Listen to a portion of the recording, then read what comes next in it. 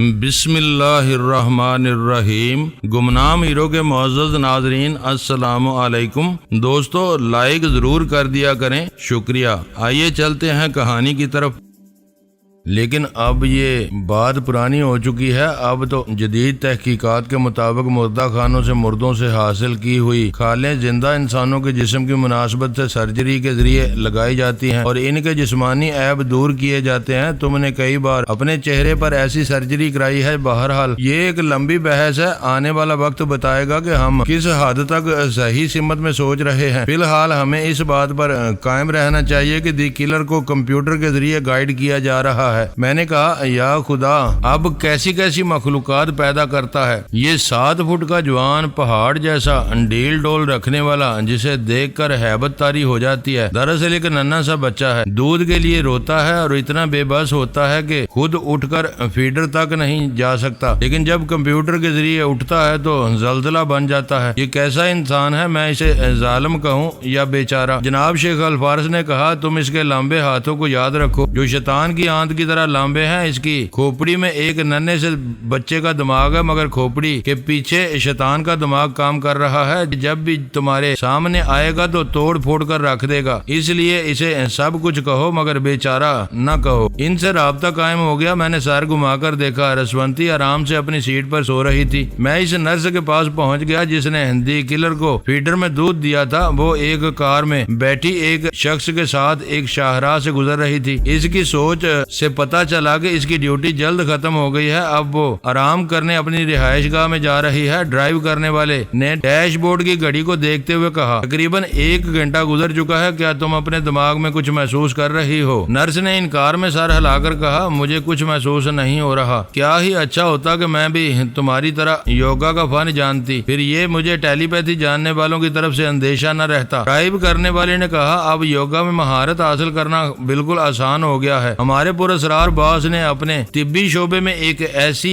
دوا ایجاد کی ہے جسے استعمال کرنے سے چند دنوں میں ہی سانس روکنے کی عادت ہو جاتی ہے، پھر دماغ اتنا حساس ہو جاتا ہے کہ پرائی سوچ کی لہروں کو محسوس کر لیتا ہے۔ نرس نے حیرانی سے پوچھا، کیا واقعی؟ ہاں، وہ دوا گولیوں کی صورت میں ہے، اس وقت بھی میرے پاس موجود ہے۔ پھر تو میں ضرور ان گولیوں کو استعمال کروں گی۔ استعمال تو کرنا ہی ہوگا، باس نے اسی لیے یہ دوا ایجاد کی ہے۔ ان کے تمام ماتحت جو کسی وقت بھی ٹیلی پیتھی جاننے والوں سے ٹکرا سکتے ہیں، انہیں یہ استعمال کرنا چاہیے اور یوگا کے فن میں مہارت حاصل کرنا چاہیے۔ اس ٹیلی پیتھی کا ہتھیار بالکل ہی بیکار ہو جائے گا۔ وہ بالکل ہی ناقابل یقین بات کہہ رہا تھا، بھلا ایسی گولی کیسے ایجاد ہو سکتی ہے؟ انسان کو یوگا کا ماہر بنا دیتی۔ لیکن وہ نرس مجھ سے خوفزدہ تھی اور کوئی سہارا چاہتی تھی اور اسے ان گولیوں کا سہارا سامنے ملنے والا تھا۔ اس کی سوچ بتا رہی تھی کہ وہ کولمبیا کے ایک شہر بوگوٹا میں ہے۔ دی کلر کو آج صبح ہی ایک چارٹرڈ طیارے کے ذریعے کولمبیا بھیج دیا گیا تھا۔ اسے پچھلی رات سے آج دن کے 12 بجے تک سونے کا موقع نہیں ملا تھا، اسی لیے وہ بے وقت سو رہا تھا اور اس کے سونے کے دوران ہی میں اس کے دماغ میں پہنچا تھا۔ پراسرار باس کو شبہ تھا کہ میں دی کلر کے دماغ میں پہنچا تھا، تب ہی وہ ہڑبڑا کر اٹھ گیا تھا۔ حالانکہ میں نے کوئی رد عمل ظاہر نہیں کیا تھا، نہ ہی اپنی موجودگی ظاہر کی تھی، تاہم یقین نہ ہونے کے باوجود وہ یہ معلوم کرنا چاہتا تھا کہ جو نرس اس کے سامنے تھی، اس نے اپنی آواز سنائی تھی یا نہیں۔ نرس نے انکار کر دیا تھا۔ اس نے کہا تھا کہ میں نے دی کلر کے سامنے ایک لفظ بھی نہیں کہا تھا، چپ چاپ ایک فیڈر میں دودھ دے دیا تھا۔ حالانکہ اس نے جھوٹ کہا تھا،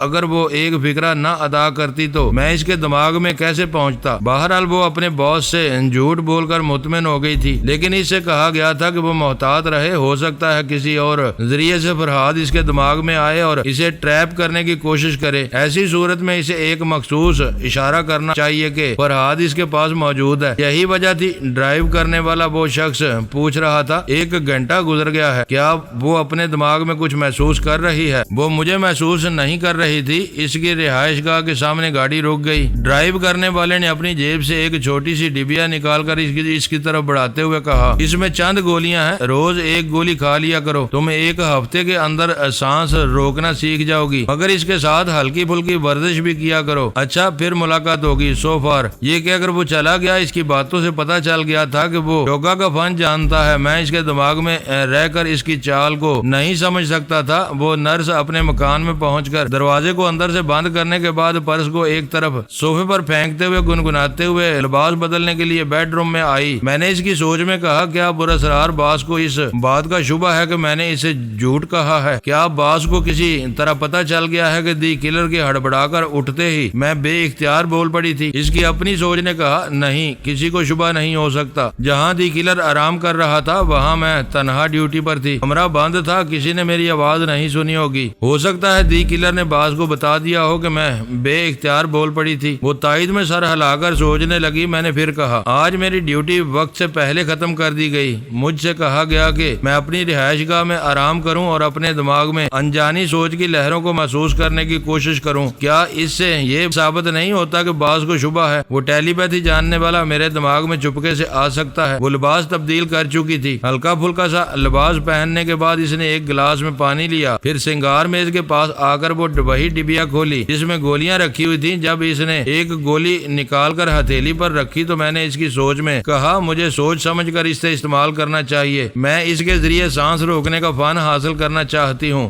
ایسا نہ ہو کہ ہمیشہ کے لیے سانس رک جائے۔ اس نے اپنے آپ سے کہا، یہ میں کیا سوچ رہی ہوں؟ بھلا ڈیوڈ مجھے ایسی گولیاں استعمال کرنے کیوں دے گا جو میری ہلاکت کا باعث بنے؟ وہ تو میرا قابل اعتماد بوائے فرینڈ ہے۔ باس کی دہشت کے سامنے کوئی کسی کا بوائے فرینڈ، کوئی کسی کا رشتہ دار نہیں رہتا۔ باس نہیں چاہتا کہ وہ ٹیلی پیتھی جاننے والا ابھی میرے دماغ میں نہیں آیا ہے تو بعد میں آئے اور یہ راز معلوم کر لے کہ دی کلر جب نیند کی حالت میں ہوتا ہے تو ایک ننھے سے بچے کی طرح بے بس ہوتا ہے۔ اس کے لیے ایک نرس مقرر ہوتی ہے جو اسے فیڈر سے دودھ پلاتی ہے، اور جب وہ بیدار ہوتا ہے تو ایک خطرناک انسان بن جاتا ہے۔ وہ انکار میں سر ہلا کر بولی، نہیں، میں ٹیلی پیتھی جاننے والوں کو یہ بات کبھی نہیں بتاؤں گی، وہ میرے دماغ میں آئیں گے تب بھی نہیں بتاؤں گی۔ یہ کہتے ہوئے اس نے اپنی ہتھیلی پر رکھی ہوئی اس گولی کو دیکھا۔ وہ ایک دوراہے پر تھی۔ ایک طرف اس کا اعتماد کہتا تھا کہ اس نے ایسی دوا دی ہے کہ وہ سانس روکنے کا فن سیکھ لے گی، دوسری طرف میں نے اس کے دل میں شبہ پیدا کر دیا تھا کہ اس کے سوتے ہی ہمیشہ کے لیے سانس رک جائے گی۔ اب وہ کیا کرے؟ میں نے اسے سمجھایا، مجھے جلدی نہیں کرنا چاہیے، سانس روکنے کا فن سیکھنے کے لیے گولی کھانا ہی ہے تو میں 1 گھنٹے بعد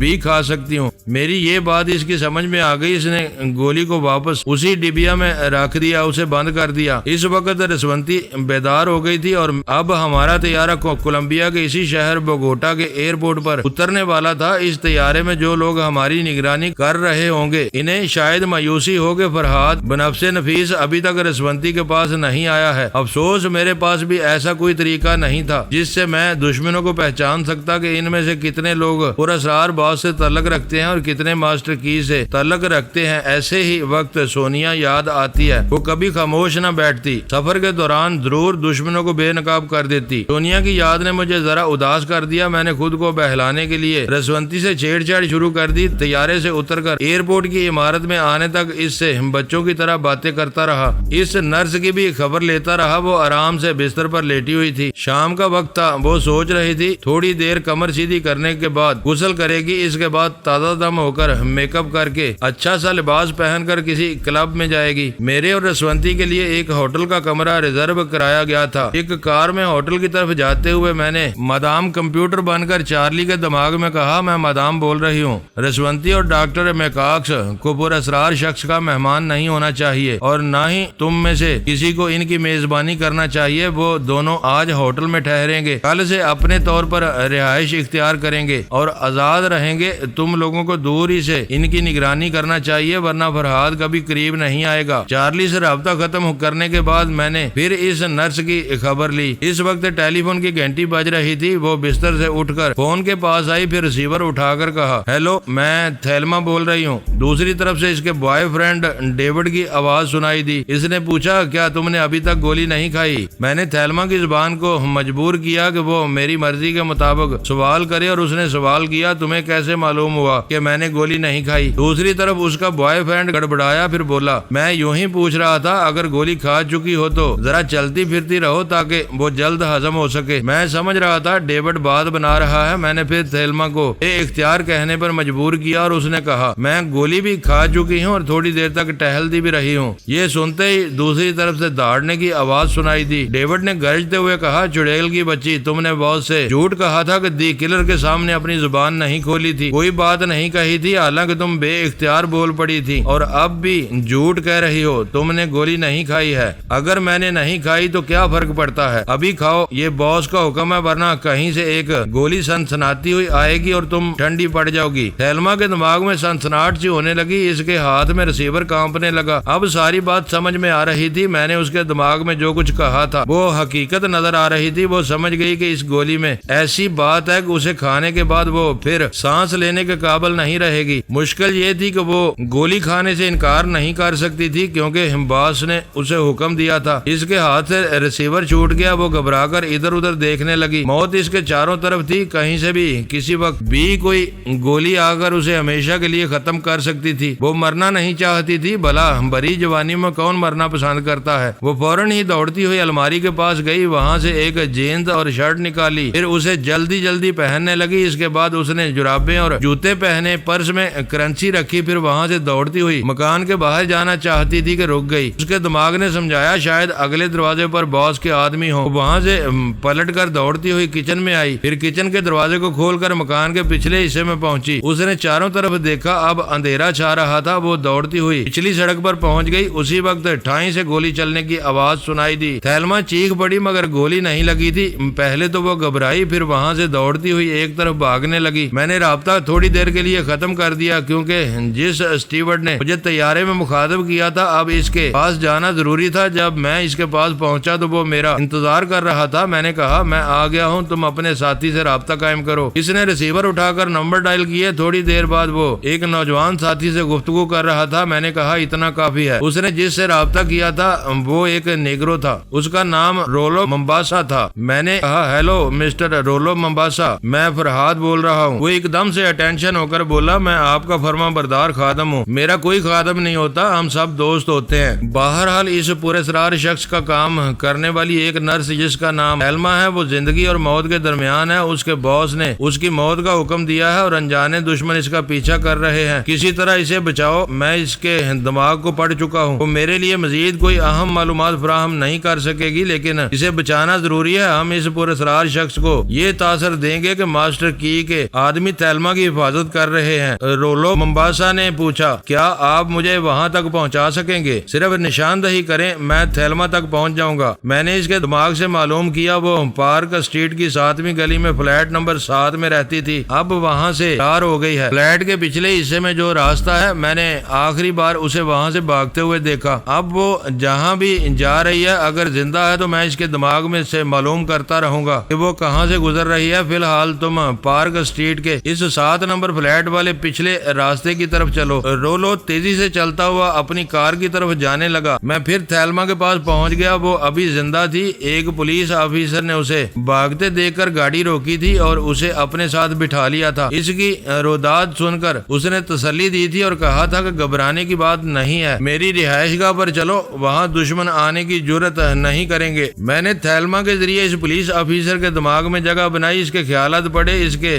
بعد رولو کے پاس پہنچ گیا۔ میں نے اس سے پوچھا کیا پورے امریکہ پر اس پر اسرار شخص کی حکومت ہے؟ اس نے پوچھا آخر بات کیا ہے؟ میں نے کہا میں نے ہارر بے میں ایک شخص کو اس پر اسرار باز کا وفادار دیکھا۔ اب تھیلما ایک پولیس آفیسر کی پناہ میں اس کی رہائش گاہ تک جا رہی ہے۔ وہ آفیسر بھی پر اسرار شخص کا وفادار ہے۔ وہ دل ہی دل میں سوچ رہا ہے کہ تھیلما کو جا کر اپنے گھر میں پناہ دے گا اور اس کی اطلاع پر اسرار شخص تک پہنچا دے گا کہ ڈیوڈ کے ہاتھ سے بچ کر نکلنے والی تھیلما اب اس کے ہاں پناہ لے رہی ہے۔ رولو نے کہا آپ درست فرما رہے ہیں، مجھے بھی ایسا ہی لگتا ہے جیسے وہ پر اسرار شخص پورے امریکہ پر چھایا ہوا ہے۔ کوئی سیاسی لیڈر ہو یا سرکاری افسر، سب اس کے غلام نظر آتے ہیں۔ ابھی میں یہی سوچ رہا تھا کہ تھیلما کو وہاں سے بچا کر لے آنا کوئی بڑی بات نہیں ہے لیکن اسے دیر تک چھپائے رکھنا مشکل ہو جائے گا۔ ایک بات میرے ذہن میں آئی ہے۔ میں نے پوچھا ہاں بتاؤ کیا کہنا چاہتے ہو؟ ابھی آپ نے کہا تھا کہ میں جو کچھ بھی کروں اس کا تاثر اثر یہ دیا جائے کہ یہ سب کچھ ماسٹر کی کے آدمی کر رہے ہیں، تو جناب ماسٹر کی کے ایک آدمی سے میرا رابطہ ہے، وہ چاہتا ہے کہ میں اس کے لیے کام کرتا رہوں اور میں نے اس کے لیے حامی بھر لی ہے، تو پھر دیر کس بات کی ہے؟ تم اس شخص کو اطلاع دو کہ تھیلما فلاں جگہ ہے، باقی اس پر چھوڑ دو۔ ماسٹر کی کے آدمی ادھر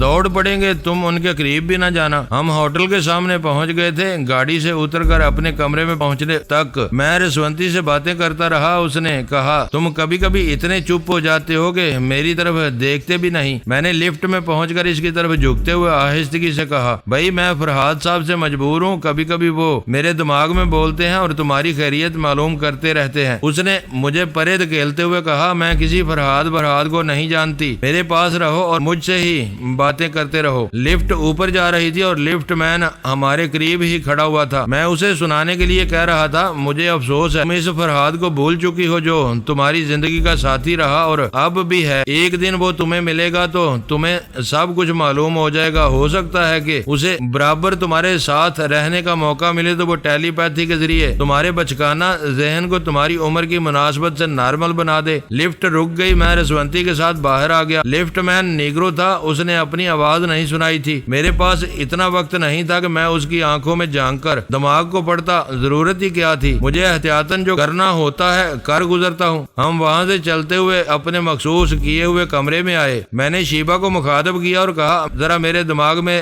رہ کر تھیلما کے دماغ تک پہنچو، وہاں ماسٹر کی کے کچھ لوگ پہنچنے والے ہیں، تم ان میں سے چند ایک کے لب و لہجے کو اپنی گرفت میں رکھو گی اور کچھ لوگوں کو بھی اپنی گرفت میں رکھو گی۔ یہ کہہ کر میں نے رسونتی سے کہا تم بیٹھو، میں ابھی باتھ روم سے آتا ہوں۔ میں باتھ روم میں گیا اور دروازے کو اندر سے بند کرنے کے بعد تھیلما کے پاس پہنچ گیا۔ شیبہ میرے دماغ میں موجود تھی۔ اس وقت تھیلما پولیس آفیسر کے ساتھ اس کی گاڑی سے اتر رہی تھی اور اس سے باتیں کرتی جا رہی تھی۔ شیبہ نے کہا میں نے اس کی آواز اور لب و لہجے کو سمجھ لیا ہے۔ میں نے کہا اب تم رولو ممباسا کے دماغ میں چلو، پہلے یہ بتاؤ بابا صاحب کے ادارے میں کیا یہ بات عام ہو چکی ہے کہ تم خیال خوانی کرتی ہو اور تم ہی مدام کمپیوٹر رہ چکی ہو؟ ہاں میں سمجھتی ہوں، وہاں کے تقریباً تمام افراد مجھے اچھی طرح جانتے ہیں۔ اس ادارے سے باہر مختلف ممالک میں جو لوگ ہیں انہیں ابھی اس بات کا علم نہیں ہے۔ رولو ممباسا کو بھی اپنی موجودگی کا احساس نہ دلانا۔ یہ کہہ کر میں رولو کے دماغ میں پہنچا، پھر اس سے پوچھا کیا تم نے ماسٹر کی کے آدمیوں کو تھیلما کے پیچھے لگا دیا ہے؟ جی ہاں، وہ لوگ تھیلما اور پولیس آفیسر کے پہنچنے سے پہلے ہی ان کی رہائش گاہ کو گھیر چکے ہوں گے۔ میں نے کہا میں ابھی ادھر سے ہی آ رہا ہوں، وہاں میں نے ایسی کوئی بات نہیں دیکھی، میں اسی طرف جا رہا ہوں، اب پہنچنے ہی والا ہوں، مگر تم دور رہو گے۔ اس کے بعد میں نے شیبہ کی طرف توجہ دی، وہ میرے دماغ میں رولو ممباسا کے لب و لہجے کو دہرا رہی تھی۔ میں نے کہا بالکل ٹھیک ہے، ہم پھر تھیلما کے پاس چلیں گے۔ ویسے میں ان سب کے پاس اس لیے جا رہا ہوں کہ رسونتی اہم موقع پر مداخلت کرتی ہے اور میری خیال خوانی ادھوری رہ جاتی ہے۔ اس وقت میں تم خیال خوانی جاری رکھو گی۔ جب ہم تھیلما کے پاس پہنچے تو وہ سہمی ہوئی تھی، پیچھے ہٹتے ہوئے آفیسر کو دیکھتے ہوئے کہہ رہی تھی یہ تم کیا کہہ رہے ہو؟ آفیسر نے ریسیور کان سے لگایا ہوا تھا اور ریوالور کا رخ تھیلما کی طرف تھا۔ پھر اس نے کہا ہیلو ڈیوڈ، میں بول رہا ہوں، اگر تم اپنا شکار کو قتل نہ کر سکے اور وہ تمہارے ہاتھ سے نکل جائے تو باس تمہارے ساتھ کیا سلوک کرے گا؟ دوسری طرف سے ڈیوڈ نے کہا جب سے تھیلما فرار ہوئی ہے میرے ہوش اڑ گئے ہیں، میرے آدمی اسے تلاش کر رہے ہیں، کیا تم اس کے متعلق کچھ جانتے ہو؟ ہاں، اس وقت یہ لڑکی میرے گن پوائنٹ پر ہے۔ اوہ آفیسر، میں تمہارا یہ احسان کبھی نہیں بھولوں گا۔ میں کسی پر احسان نہیں کرتا، صرف اپنے باس کا وفادار ہوں۔ فوراً اپنے آدمیوں کو بھیجو تاکہ وہ اس کی لاش اٹھا کر لے جا سکے، اور ہاں، ریسیور رکھنے سے پہلے گولی چلنے کی آواز تو سن لو، شاید تم تھیلما کی چیخ سے اسے پہچان سکو۔ یا اخبار کی ٹھائیں فائرنگ کی آواز ہوئی، اس کے ساتھ ہی تھیلما کی فلک شگاف چیخ سنائی دی۔ آفیسر کے ایک ہاتھ سے ریوالور اور دوسرے ہاتھ سے ریسیور چھوٹ کر گر پڑا۔ گرنا چاہیے تھا تھیلما کو، مگر وہ آفیسر زمین بوس ہو چکا تھا، مگر گولی ہاتھ میں لگی تھی، وہ اپنے بچاؤ کے لیے زمین بوس ہوا تھا۔ اس کے ساتھ ہی اس نے پلٹ کر آنے والے کو ایک لات رسید کی، بڑی پھرتی سے اٹھ کر کھڑا ہوا، مگر آنے والا ایک نہیں تھا، چار تھے۔ اس کے اٹھتے ہی کمر پر لات پڑی، وہ لڑکھڑاتا ہوا دروازے سے ٹکراتا ہوا باہر چلا گیا۔ وہاں سے پلٹ کر آنے کا موقع نہیں ملا۔ ٹھائیں ٹھائیں 2 بار گولی چلی، اس بار ایک گولی اس کی پشت پر اور دوسری شانے پر لگی اور وہ لڑکھڑا کر برآمدے میں گر پڑا، وہاں سے لڑکتا ہوا کچی زمین پر پہنچ گیا۔ آنے والوں میں سے ایک نے کہا تھیلما تمہارے متعلق بر وقت اطلاع ملی اور ہم تمہیں بچانے آ گئے، کیا ہمارے ساتھ چلو گی؟ تھیلما نے سہمے ہوئے انداز میں پوچھا تم تم سب کون ہو؟ ہم دوست ہیں، اگر دشمن ہوتے تو تمہیں مرنے کے لیے چھوڑ دیتے اور مرنے والے کو دوست بنا لیتے۔ وہ روتے ہوئے بولی، میں زندہ نہیں رہ سکوں گی، وہ لوگ مجھے مار ڈالیں گے، ہمارے باس کے ہاتھ بہت لمبے ہیں، تم لوگ مجھے کہیں چھپا نہ سکو گے، تم فکر نہ کرو، تمہارے باس کے لمبے ہاتھوں سے صرف ماسٹر کی پناہ سے دے سکتا ہے، تمہیں کوئی نقصان نہیں پہنچ سکے گا۔ میں نے شیبا سے پوچھا، کیا تم ان بولنے والوں کے لب و لہجے کو گرفت میں لے رہی ہو؟ ہاں، میں ان کی باتوں کو توجہ سے سن رہی ہوں اور انہیں کسی وقت بھی ٹریپ کر سکتی ہوں۔ تھیلما ڈوب رہی تھی، اسے زندہ رہنے کا یقین نہیں تھا۔ ماسٹر کی کے آدمیوں سے سہارا ملتے ہی وہ ان کے ساتھ چلی گئی۔ شیبا نے کہا، فرحاد جلدی آؤ، وہ پولیس آفیسر ابھی زندہ ہے، دیکھو کیا کر رہا ہے۔ میں فوراً آفیسر کے دماغ میں پہنچا۔ اس وقت وہ اپنی جیب سے ایک چابی نکال رہا تھا، اس کی حالت بڑی غیر تھی، اب تب میں دم توڑنے ہی والا تھا۔ 2 گولیاں کھانے کے بعد زندہ رہنا ناممکن تھا، پھر بھی وہ زندگی کے لیے جدوجہد کر رہا تھا۔ پھر ہم نے دیکھا وہ ہاتھ میں پکڑی ہوئی چابی سے کچی زمین پر لکھ رہا تھا MASTER۔ وہ اتنے حروف لکھنے تک بری طرح تھرتھراتا جا رہا تھا، ہاتھ پاؤں سے دم نکل رہا تھا۔ پھر پوری طرح ماسٹر کی لکھنے کے بعد اس کے ہاتھ سے چابی چھوٹ گئی، وہیں زمین پر پڑی رہ گئی اور وہ ہمیشہ کے لیے ٹھنڈا پڑ گیا۔ میں نے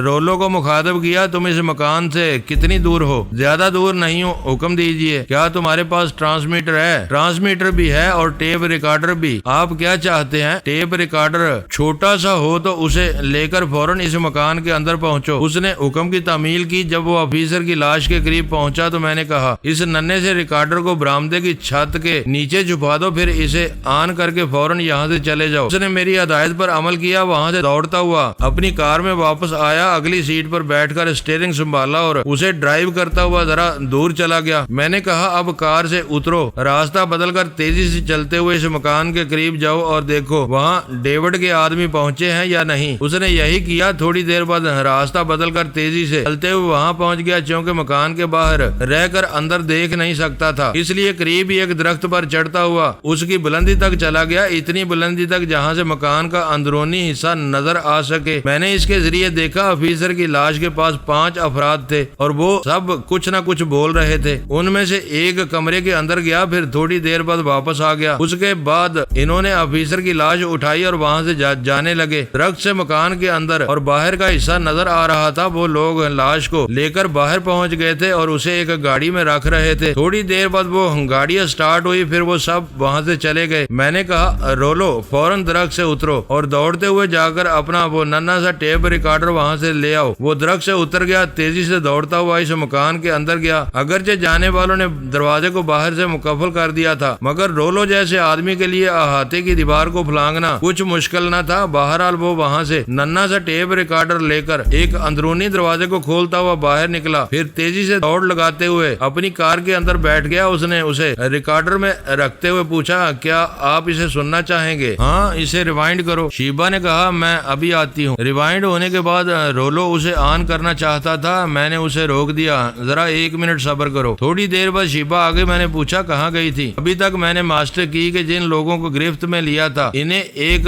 ریکارڈر میں محفوظ کر لیا ہے تاکہ نئے لوگوں کے لب و لہجے کو سمجھ سکوں۔ میں نے رولو سے کہا، آن کرو۔ اس نے آن کیا اور میں اور شیبا توجہ سے سننے لگے۔ اس ریکارڈر کے ذریعے 5 افراد کی آوازیں یکے بعد دیگرے سنائی دے رہی تھی۔ وہ ایک دوسرے سے باتیں کر رہے تھے۔ ایک کہہ رہا تھا، یہ دیکھو آفیسر نے مرتے وقت زمین پر ماسٹر لکھا ہے، جانتے ہو اس کا کیا مطلب ہے؟ جواب میں خاموشی چھا گئی، شاید سب لوگ اس طرف دیکھ رہے تھے۔ پھر دوسرے کی آواز سنائی دی، وہ کہہ رہا تھا، آفیسر نے یہاں ماسٹر لکھا ہے، آگے کچھ نہ لکھ سکا، لیکن یہاں اس نے اپنی چابی رکھ دی۔ اب اگر چابی کے ساتھ ملا کر پڑھا جائے تو یہ بنتا ہے ماسٹر کی، اور اس کا مطلب یہی ہوا کہ تھیلما کو ماسٹر کی کے آدمی لے گئے ہیں۔ وہ 5 کچھ نہ کچھ بول رہے تھے۔ شیبا نے کہا، میں ان کے دماغوں میں پہنچ سکتی ہوں۔ میں نے کہا، ایسی غلطی کبھی نہ کرنا۔ اس نے حیرانی سے پوچھا، کیوں؟ کیا یاد نہیں ہے ہمیں چیلنج کیا گیا ہے کہ فرحاد کے سامنے جو بھی پراسرار شخص کا آدمی آئے گا وہ یوگا کا ماہر ہوگا؟ ہاں، یاد آیا، مگر اس کا مطلب یہ ہوا کہ ہم اس کامیابی سے فی الحال کوئی فائدہ نہیں اٹھا سکیں گے۔ فی الحال نہ صحیح، آئندہ اس کا فائدہ ہوگا۔ ابھی ہمیں تھیلما کے پاس جانا چاہیے، ذرا دیکھنا چاہیے کہ اسے لے جانے والے کیا کر رہے ہیں اور اسے کہاں لے جا رہے ہیں۔ میں نے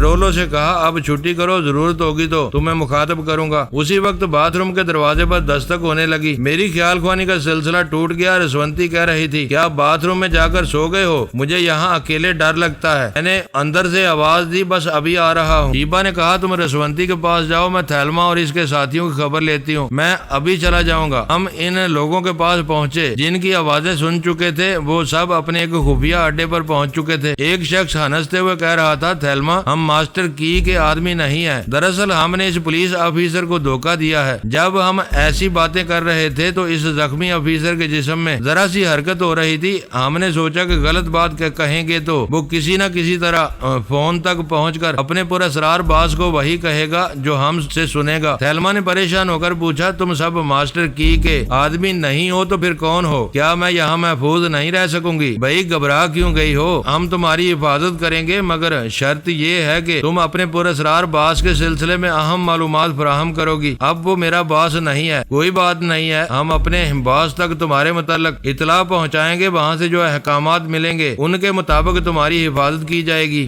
آخر تم لوگ کون ہو؟ دوسرے نے مسکرا کر فخر سے کہا، ہم سب ماسک مین کے خادم ہیں۔ وہ خوش ہو کر بولی، کیا تم لوگ مجھے ماسک مین کے ملک تک پہنچا سکتے ہو؟ ہم نے کہا نا، ابھی تو ہم تمہارے متعلق اطلاع بھیجیں گے، پھر جو احکامات وصول ہوں گے ہم انہی کے مطابق عمل کریں گے۔ میں ماسک مین تک ایک اہم اطلاع پہنچا سکتی ہوں، جو بھی اہم بات ہو ہمیں بتاؤ۔ پہلے میں بھروسہ کرنا چاہتی ہوں، آخر تم لوگ کون ہو؟ اس پولیس آفیسر کے یہاں تم نے خود کو ماسٹر کی کا آدمی بتایا، یہاں آ کر ماسک مین سے تعلق جوڑ رہے ہو، میں کیسے بھروسہ کروں؟ مجھے تم لوگوں کی اصلیت معلوم ہونا چاہیے۔ ہماری اصلیت یہی ہے جو تمہیں بتا چکے ہیں، ہم ماسک مین کے آدمی ہیں۔ ویسے ہم کوئی بھی ہوں، تمہیں تو بھروسہ کرنا ہی ہوگا، اس لیے ہمارے پاس سے جاتے ہی تمہارے چاروں طرف موت ہوگی۔ ایک اور شخص نے کہا، تم نے پراسرار باس کو اپنا دشمن نہ لیا ہے، دانش مندی یہی ہے کہ ہمیں دوست بنائے رکھو۔ تیسرے شخص نے کہا، تمہیں یہ معلوم کر کے کرنا کیا ہے؟ دو چار تنظیمیں ہی ہیں، یا تو ہم ماسٹر کی سے تعلق رکھتے ہیں، یا سپر ماسٹر سے، یا پھر ماسک مین سے، اور ہم ماسک مین کے ہی آدمی ہیں۔